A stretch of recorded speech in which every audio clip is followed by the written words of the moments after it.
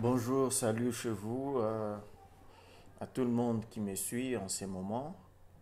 Bonjour à mes abonnés sur ma page Facebook Kale Kalamba Infiondo et sur la chaîne partenaire 2K Design DRC qui est devenue 2K Design TV, une chaîne YouTube partenaire sur laquelle toutes les photos que vous voyez sur ma page, mon profil sur Facebook, des différents chantiers en exécution en Mbujimayi, à Kananga, à Mweneditu, voire partout ailleurs, signé Photo Kalambayi.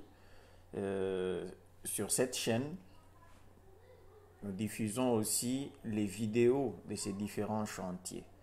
Donc généralement, quand vous voyez Photo Kalambayi d'un chantier et tout, mettez-vous en tête que il y a toute une vidéo, un reportage complet sur cette chaîne-là. Je vous remercie, vous qui me suivez, euh, de partout, en Mbujimayi, à Kinshasa, à Lubumbashi, en dehors de notre pays, la RDC. Pour ceux qui me suivent sur mes quelques profils sur différentes plateformes, vous savez que je n'ai pas l'habitude de parler.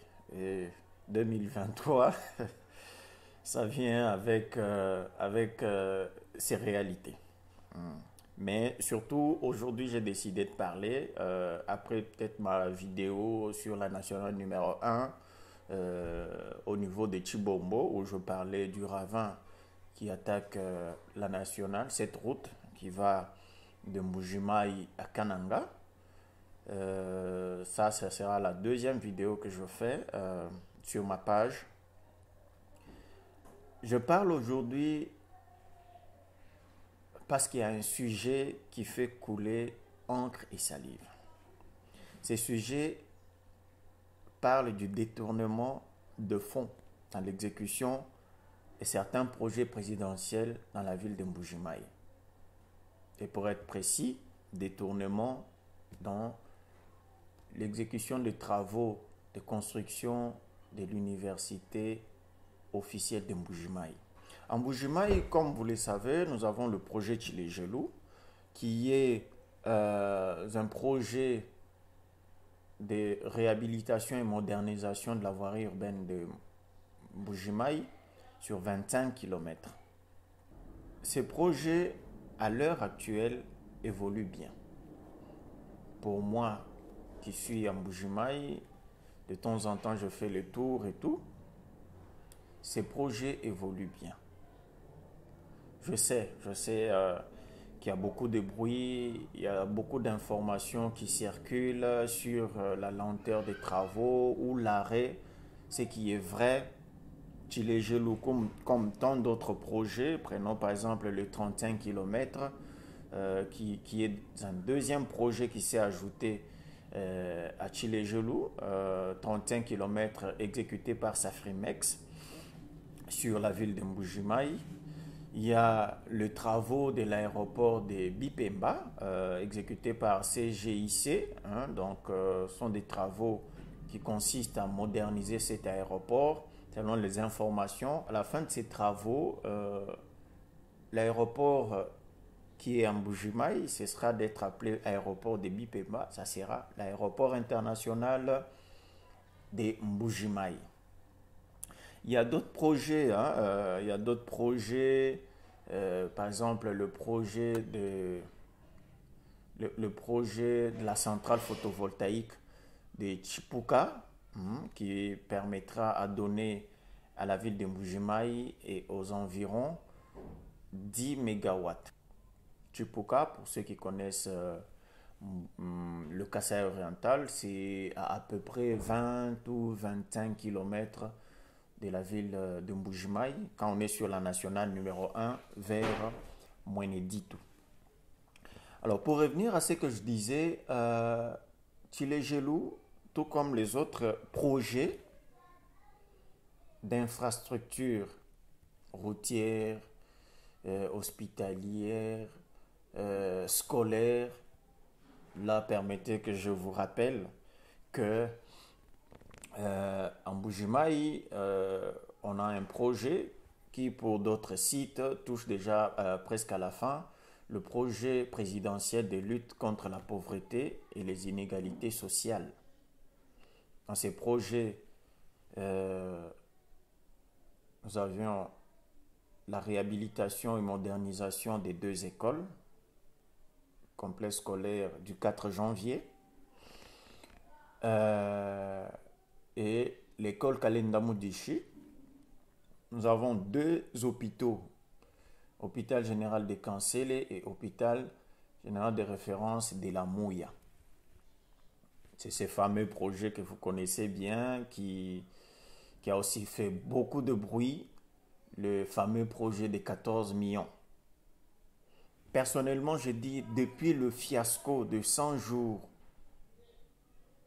que tous nous connaissons, les restes de projets, selon les informations que nous avons, selon ce que vous savez, selon ce qui se passe, le gouvernement congolais a pris des mesures pour ne plus subir le même sort, ou faire subir le même sort aux autres projets à venir. Tous les projets actuellement, sauf si je n'ai pas l'information, ne se font que dans le cadre du partenariat public-privé. Ou d'autres projets, même si les fonds seront donnés entièrement par le gouvernement congolais ou l'État congolais, l'une des conditions pour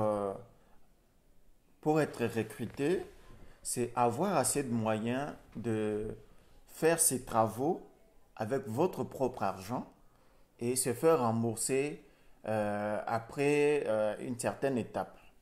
Qu'à chaque fois, les entreprises, même moi j'ai eu à faire le terrain, j'ai interviewé quelques entreprises, à chaque fois qu'il y a, qu'ils exécutent des travaux, il y a une mission de contrôle qui est d'ailleurs en permanence avec eux.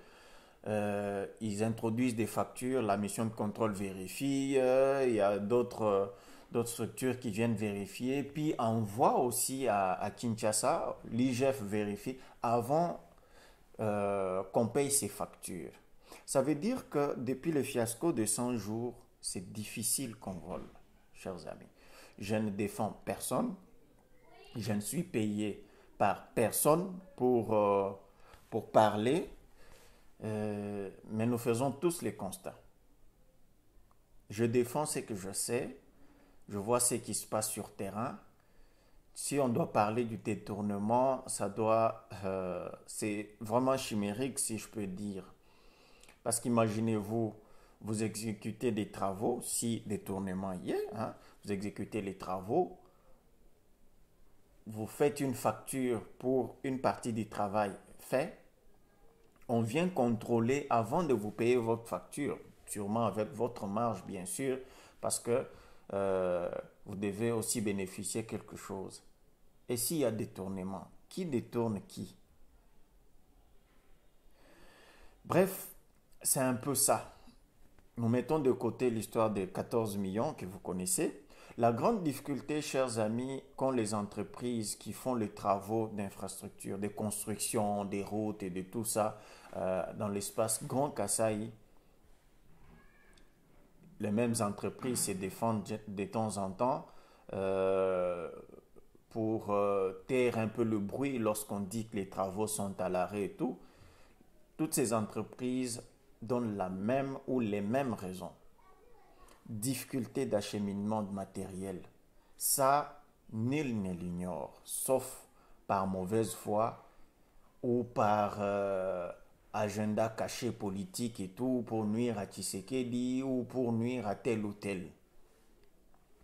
L'espace Grand Kasaï souffre énormément de l'acheminement de matériaux et matériel de construction. Qu'on se le dise. Aujourd'hui, janvier 2023, le sac du ciment dans la ville de Mbujimaï coûte au moins $30. Le sac du ciment. Prenons les travaux de construction de l'université officielle de Mbuji-Mayi. Prenons la construction des différents hôpitaux, prenons les écoles, prenons les routes. Les ciments est l'élément très capital. Je ne vous apprends rien dans la construction.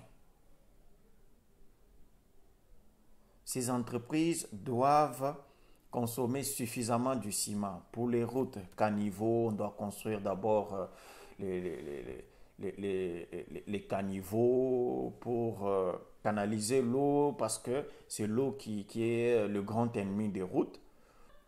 Même lorsqu'on entend le bruit, les gens traités de Kassaïens, de ceux qui ne construisent pas chez eux, moi ça me fait la peine.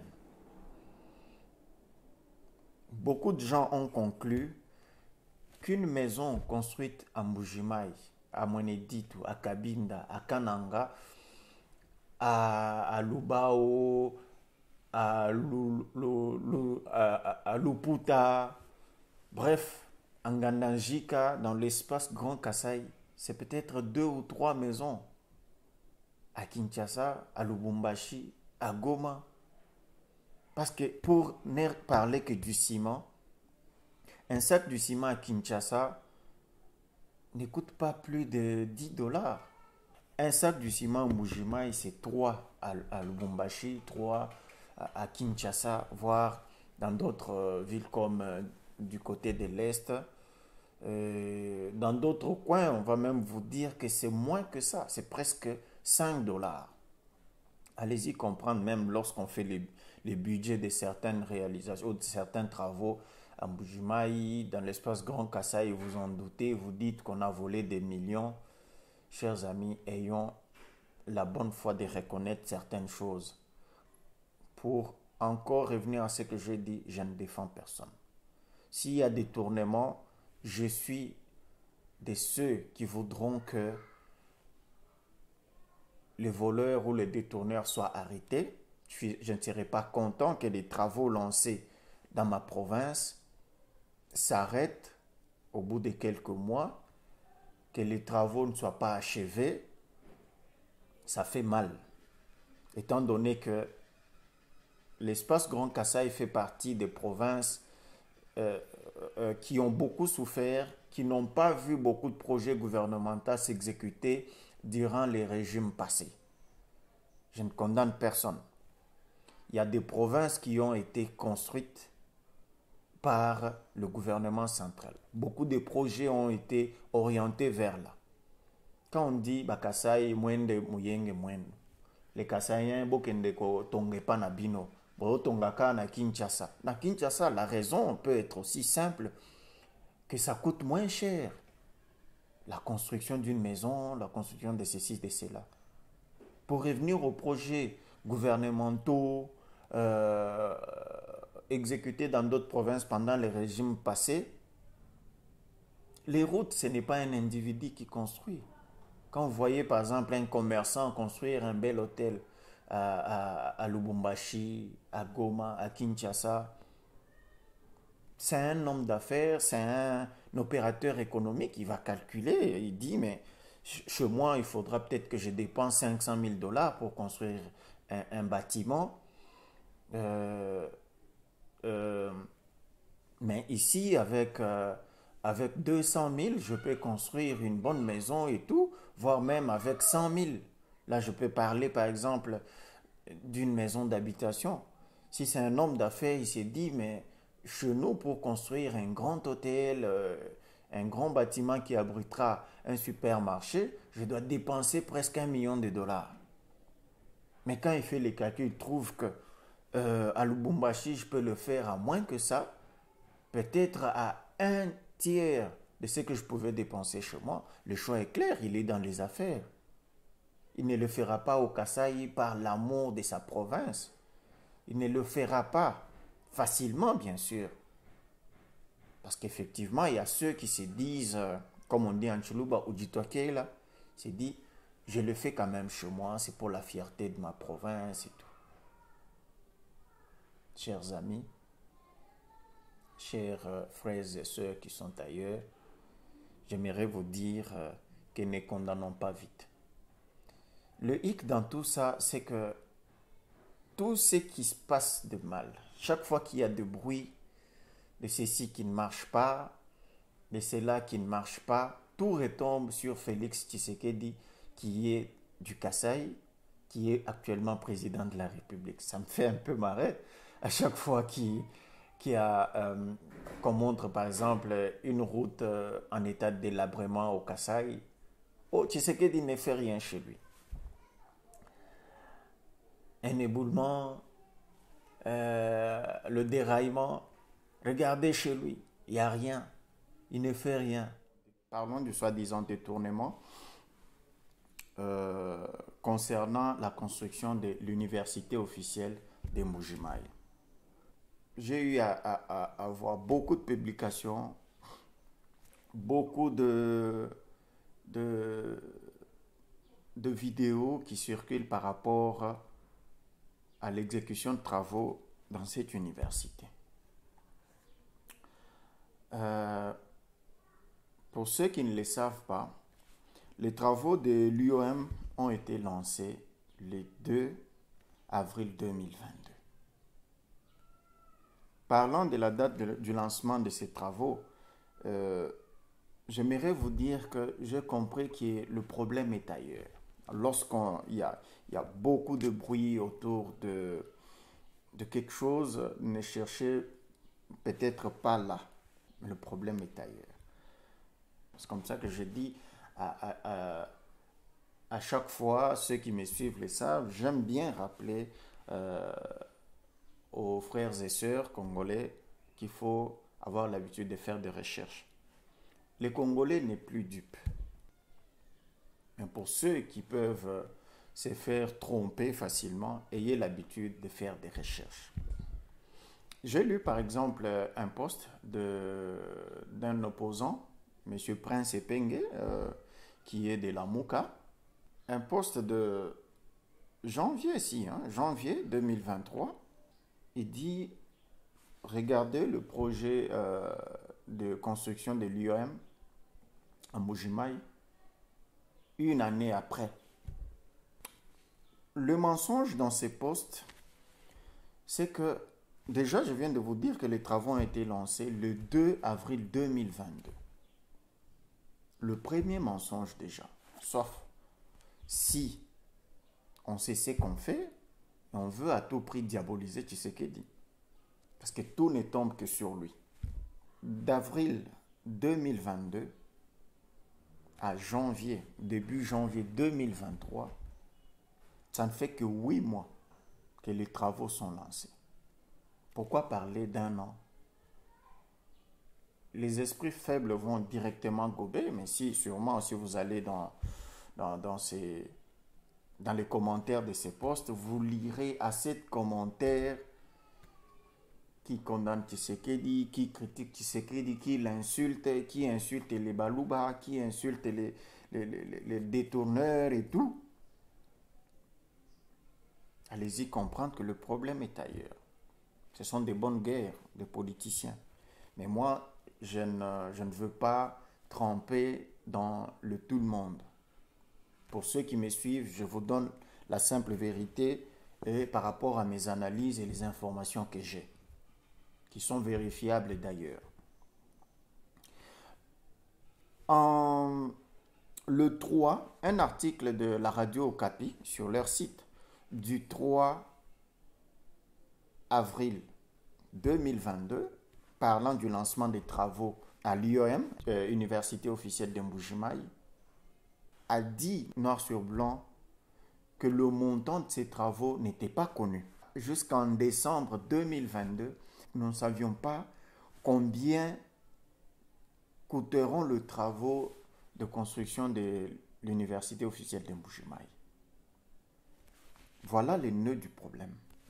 Depuis, la radio Okapi, c'est quand même un grand média de notre pays. Et j'ai même eu le temps aussi de vérifier dans d'autres médias, poser des questions à certaines personnes qui fréquentent le chantier, voire même certains responsables. Le montant jusque-là n'était pas dévoilé. Le comme les Kinois disent, Mama ya likambo, il y a détournement yango wana. La première fois que moi personnellement, j'ai appris que les travaux de l'UEM ont coûté 42 millions de dollars. Argent yaram, bongo yaram.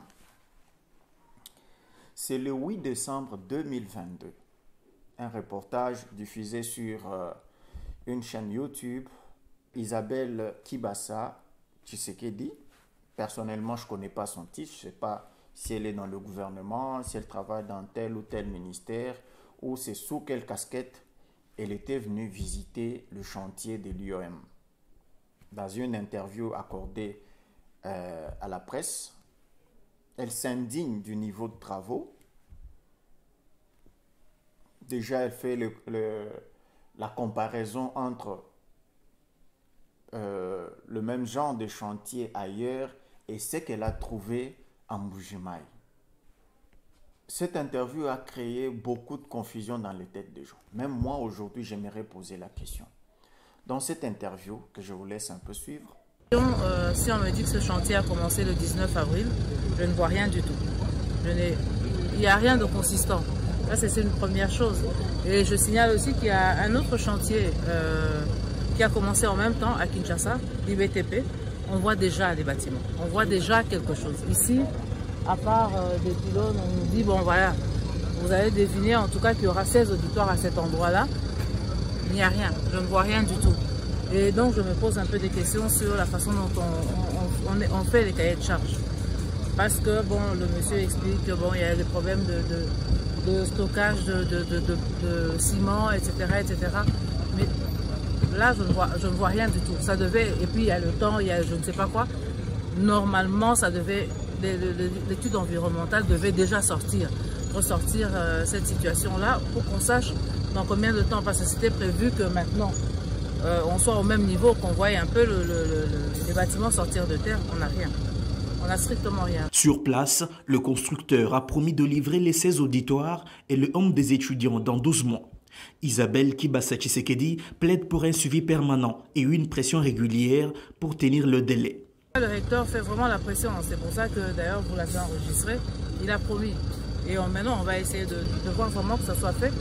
Parce que bon, il y avait une proposition à moindre coût, mais qui n'a pas reçu l'agrément. Ici, c'est 42 millions. Il faut quand même qu'on arrête un peu de jouer avec l'argent du contribuable congolais. Parce que ça, c'est l'argent du contribuable congolais, le fameux RAM qui construit. Vous venez de suivre cette interview. C'est bien estampillé tambour matin, comme je vous l'ai dit. Madame Isabelle parle de 42 millions. Il nous reste à savoir, pour ceux qui ont relayé cette information, il nous reste à savoir si les 42 millions sont déjà sortis ou non. Parce qu'au finish, sur base de cette vidéo, les gens parlent de détournement de 42 millions. Mbongo et Bimaki déjà, les 42 millions. Iritoka déjà, 42 millions. Ikavumi patuka anyi. Eshi, Mijimu, les travaux de l'UEM vont prendre 42 millions. La confusion est sortie de là. La dame n'a pas dit clairement que les 42 millions sont déjà sortis, mais n'a pas aussi clairement dit si c'est détourné, mais c'est de là que vient tout ce problème. Je prierai aux proches du président Félix Tshisekedi, aux membres du gouvernement, de s'abstenir de donner certaines informations devant la presse. Parce que tout ce que vous dites, c'est bien de dénoncer, c'est bien de mettre à nu les mauvaises pratiques. Mais faites-le avec tact, faites-le avec stratégie. Parce qu'à chaque fois que quelque chose se passe de mal, tout retombe sur Tshisekedi. Si c'est un proche de Tshisekedi, si si c'est un membre du gouvernement, si c'est un membre du cabinet d'un ministre et tout, tout tombe sur Tshisekedi actuellement. Même si les responsabilités sont partagées, tout retombe sur Tshisekedi. Sachez quoi dire. C'est comme ça que moi, personnellement, depuis un certain temps, j'avais décidé de ne plus diffuser, partager les images négatives de ma province ou de l'espace Grand Kasaï. Nous les faisions ou nous les faisons deux fois parce que plus récemment, j'ai montré certaines images pour interpeller les autorités à réparer certaines routes, à réhabiliter certaines infrastructures et tout, dans le souci que les choses s'améliorent, dans le souci que les personnes ayant la responsabilité de ces travaux, de ces ouvrages ou de ces infrastructures, peut-être que ces personnes n'ont pas l'information, qu'ils les sachent et interviennent vite. Je prendrai l'exemple de la nationale numéro 1 en quittant Mbujimayi vers Mweneditu, à 10 km, je crois à Chitenga. Il y avait un ravin, une tête de ravin qui attaquait déjà la nationale numéro 1. C'est grâce à ma vidéo que j'ai réalisée là-bas, une petite vidéo que j'ai diffusée sur cette page Kale Kalambai, qui est aussi passée sur 2K Design DRC, que quelques jours après, l'office des routes est descendu sur terrain, certaines autorités provinciales sont descendues pour constater. Je ne dis pas que j'étais le seul, mais peut-être qu'ils avaient déjà vu, peut-être qu'ils ne les savaient pas. Mais grâce à cette vidéo, ils ont quand même lancé les travaux. Je crois qu'ils ont même déjà fini.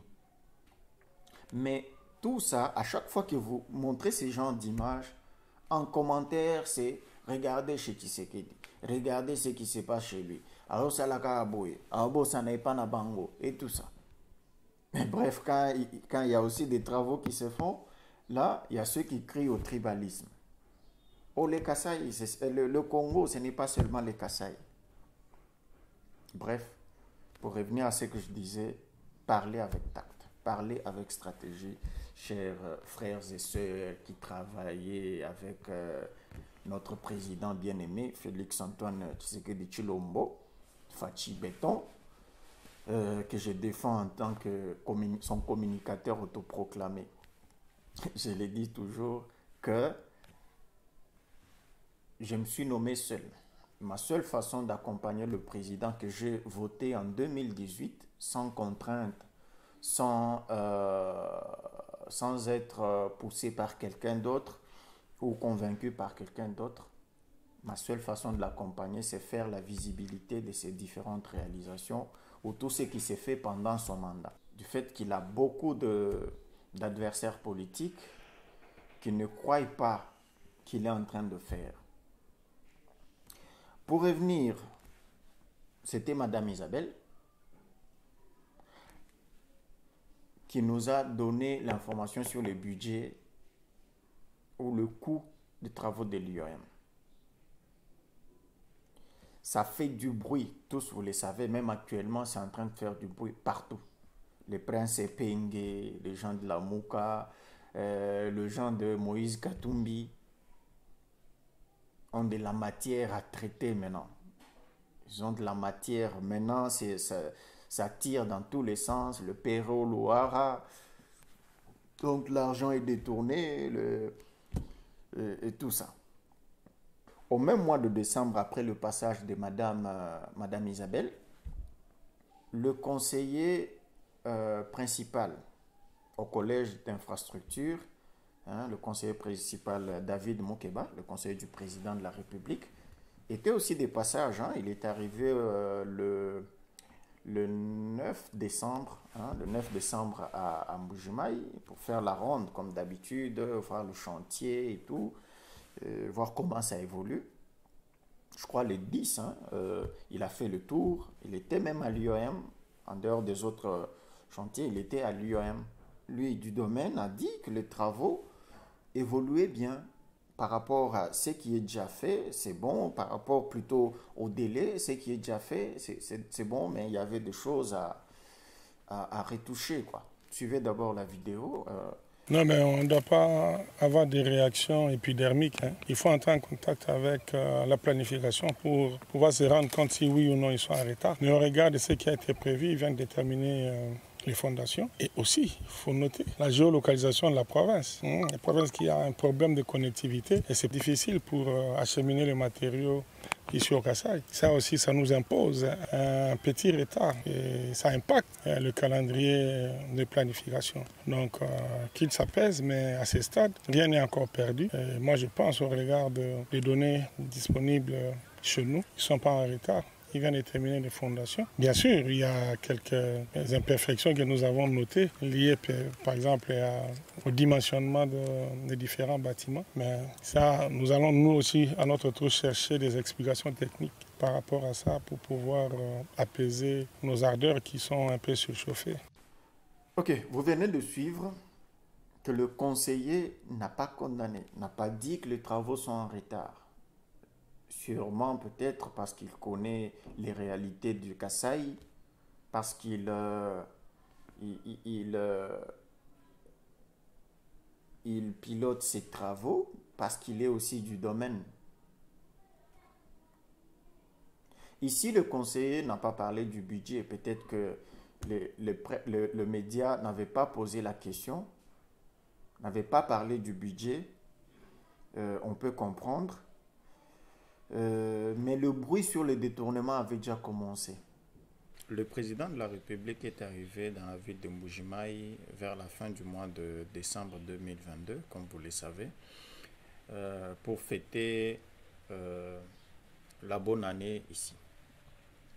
Comme à l'accoutumée, il fait toujours la ronde des différents chantiers lancés par le gouvernement ou sous son impulsion dans chaque ville qu'elle visite. J'ai vu des vidéos. Et cette fois-ci, on va arrêter les gens. Il y a eu des détourneurs et tout et tout. Après la tournée du président de la République, des articles sont sortis, des vidéos, des audios. Mokonzi Asiliki Makassi, le président, est très énervé. Il est déçu de ce qui s'est passé au Kasaï. Rien ne fait, rien ne marche et tout et tout. Tout s'est dit. Détournement, le mot-clé. Par rapport à tout ce qui s'est dit sur la lenteur des travaux ou l'arrêt même, parce que nombreux ont parlé de l'arrêt, suivez d'abord le propos du chef de l'État quand il a visité le chantier de l'UEM. Beaucoup de temps. Moi j'ai vu ça avec les... Quand on faisait les sauts de moutons là, il y a eu même une polémique à un moment donné, mais on voit rien, on voit rien. Mais en fait quand ils faisaient le travail de consolidation... Vous l'avez suivi, le président n'a pas non plus trouvé un inconvénient. D'ailleurs, il a même évoqué l'exemple des sauts de mouton, vous avez suivi. C'est vrai que les chantiers de l'UOM, c'est clôturé comme les autres chantiers. Le grand du travail pour une maison, c'est la fondation d'abord. Si la fondation n'est pas bien faite, le reste des choses peuvent s'écrouler facilement. Les murs, la toiture que vous poserez dessus ne sera pas solide. Si la fondation n'était pas faite avec professionnalisme, en respectant toutes les normes techniques de la construction pour ceux qui sont dans ces domaines-là. Mais même vous qui construisez ou qui ont déjà construit, le travail de la fondation peut prendre beaucoup de temps. Tout dépend du volume du travail, de la dimension du bâtiment que vous construisez. Si les gens passent sur la route, admettons qu'on voit tout le temps les camions entrer avec le matériau moellon, gravier, sable dans une clôture en tôle ou une clôture déjà bien faite en briques. Pendant 2 mois, les gens ne voient que les véhicules entrer, sortir, entrer, mettre les matériaux. Pendant 2 mois, on ne voit toujours rien. Les gens vont bien sûr s'inquiéter, et je ne refuse pas qu'on peut s'inquiéter du fait que les travaux ne marchent pas vite. Mais on doit aussi s'inquiéter avec raison. Ou quand on s'inquiète, on fait du bruit et tout, il faut aller chercher l'information là où elle est. La fondation s'y peut prendre 4 mois. Étant donné que les gens ne voient rien, ne savent même pas que les travaux sont encore au niveau de la fondation, ils vont continuer à se dire, mais tout le monde est logoté.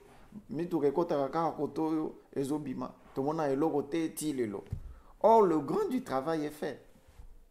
Pour ceux qui construisent ou ceux qui ont déjà construit, la fondation peut prendre tout le temps que ça peut prendre. C'est difficile que les gens, même vous personnellement, que vous voyez que le travail avance. Bon, dès qu'on touche déjà l'élévation des murs, c'est chaque jour que vous voyez la maison monter. C'est chaque jour, à chaque fois qu'on ajoute une brique, ça monte, ça monte, ça monte. Monsieur Moukeba et le président de la République n'ont pas condamné. Revenons au soi-disant détournement. On a même vu des vidéos sur Internet. Le président doit aller à l'UOM, il doit aller à l'UOM voir, on va arrêter les gens. Si on doit arrêter les gens, chers frères et sœurs, chers abonnés de 2K Design, de Kale Kalamba Infiondo, on doit les arrêter. Moi, je ne mets personne au dos. Je ne défends personne. Je ne suis payé par personne pour dire ce que je dis. Je le dis par conviction. Personne ne me paye. Vous, les photos, vidéos que vous suivez sur ma page et les autres plateformes partenaires, je le fais seul, avec mes moyens de bord. Personne ne me paye pour venir le défendre. Ce qui est mauvais, on dit que c'est mauvais. Quand ça avance, je montre que les travaux sont à tel niveau, ça avance bien. Personne ne me paye pour dire que ce blanc, c'est qui est noir. Je me suis surnommé communicateur autoproclamé de Fachi. Fachi ne me connaît pas. Je le dis toujours. Fachi ne me connaît pas. Je ne sais pas s'il a déjà suivi mes vidéos. Je n'ai pas besoin qu'il me connaisse. Je n'ai pas besoin qu'il me paye pour continuer à faire ce que je fais. Parce que je le fais seul. Seul convaincu. Je suis parmi les jeunes débrouillards, des jeunes indépendants. Je n'ai besoin de personne pour faire ce que je fais. C'est par conviction. Le jour que je verrai que ça ne va pas ou que je verrai que je dois arrêter, j'arrête. C'est comme ça que vous ne suivrez pas mes publications régulièrement. Je le fais quand j'ai le temps. Je le fais quand je suis sûr que je dois montrer telle ou telle chose, comment ça avance. Après tous ces bruits sur les 42 millions, la deuxième fois qu'on entend parler du budget ou du coût global de travaux de l'UOM, c'est le 2 janvier 2023 que le ministre de l'ESU, M. Moïse Nzangi, qui fait une sortie médiatique pour parler de 17 millions de dollars, pas 42 millions. Là, on se pose encore des questions. Qui dit vrai? 42 millions ou 17 millions? La question qu'on doit aussi se poser, chers frères et sœurs, chers Congolais, c'est est-ce que le 42 ou les 17 millions sont déjà sortis, parce qu'on parle de détournement, sont déjà sortis ou ce n'est pas encore sorti? Mais ce Moïse Nzangi ajoute un autre élément. Il dit que l'argent pour la construction de l'université officielle de Mbuji-Mayi, c'est le fonds de l'entreprise qui est en train d'exécuter les travaux. L'entreprise, c'est SRP. Comme je vous ai dit depuis le fiasco de 100 jours, les autres travaux, chers amis, ne se font que sous partenariat public-privé. Le fonds, vous les sortez, vous qui exécutez les travaux, l'une des conditions pour être pris, c'est avoir le fonds pour commencer les travaux. Donc, cette entreprise fait les travaux à une certaine étape et fait entrer les factures, même si on doit détourner. Qui détourne qui? C'est ça la question.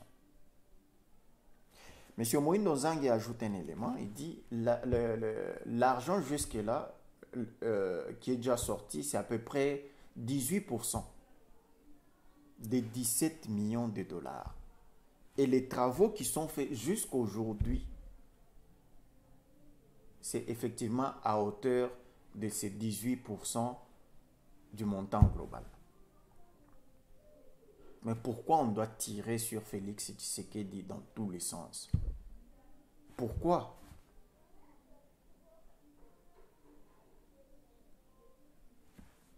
« 2023, c'est une année électorale. Tout le monde veut se positionner pour se faire aimer par la population, par le peuple congolais. Les opposants de Tshisekedi doivent tirer sur lui, montrer tout ce qui n'a pas bien marché.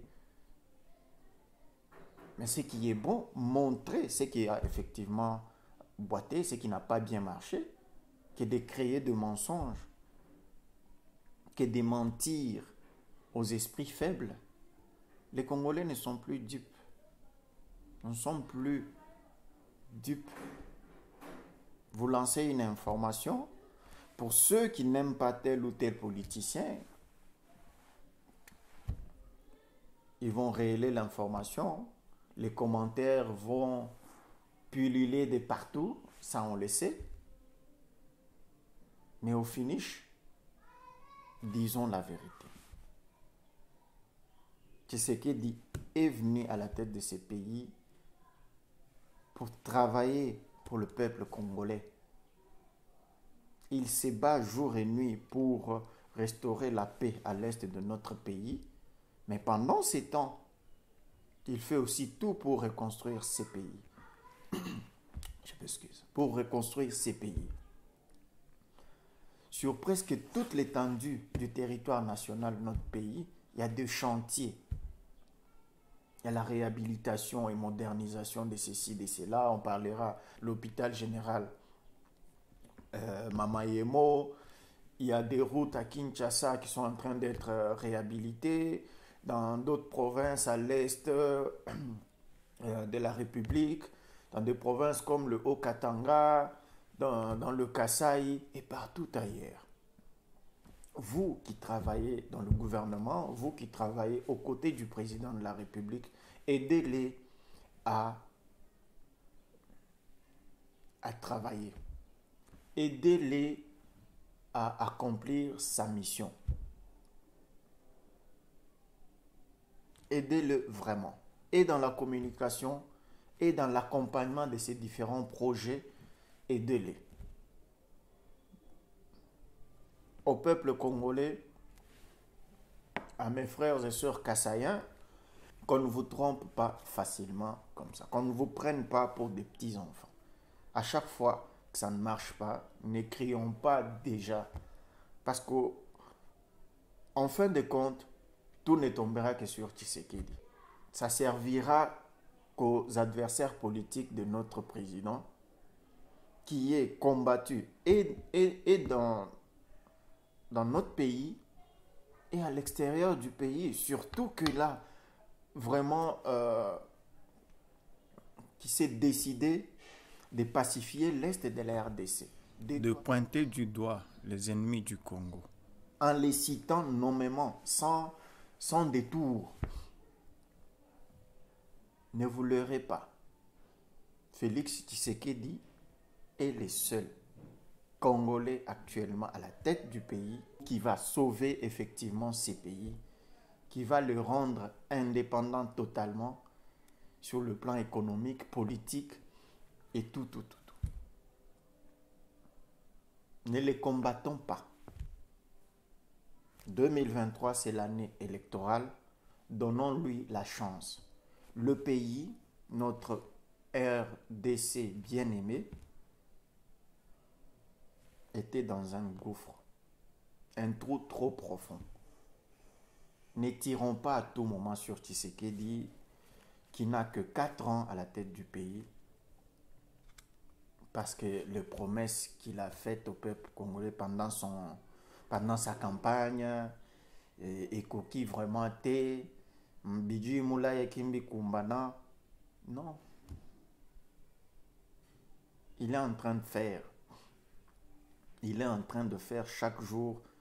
Il y a des preuves qui montrent que Tshisekedi se bat pour restaurer la paix totale dans notre pays. Il se bat pour reconstruire ces pays, construire les routes d'intérêt général, des dessertes agricoles, pour que le social soit facile. Le président se bat jour et nuit pour que le peuple congolais soit libre et vive à l'aise dans son pays et bénéficie de toutes les richesses qu'a cette grande nation africaine qui est le poumon du développement économique de l'Afrique et de son indépendance totale. Je vous dis merci, vous qui avez suivi jusque-là, qui êtes resté jusqu'à la fin de cette vidéo. Surtout, abonnez-vous à ma page. Écrivez dans les commentaires ce qui vous a plu. Ceux qui aiment insulter Tshisekedi, et voire même ceux qui communiquent pour lui, insultez énormément, mais soyez polis. Oui, insultez, mais soyez polis. Critiquez. Je vous prierai, vous qui me suivez, mais qui ne vous êtes pas encore abonnés, abonnez-vous à ma chaîne, partagez la vidéo. À la chaîne YouTube 2K Design, qui est une chaîne partenaire, abonnez-vous aussi, parce que la même vidéo est en train de passer là. Surtout, portez-vous bien chez vous pour les jours à venir. Espérons que nous vivrons des moments meilleurs. Renouvelons le mandat à Félix Tshisekedi aux élections qui auront lieu à la fin de cette année 2023. Ciao, ciao et à plus.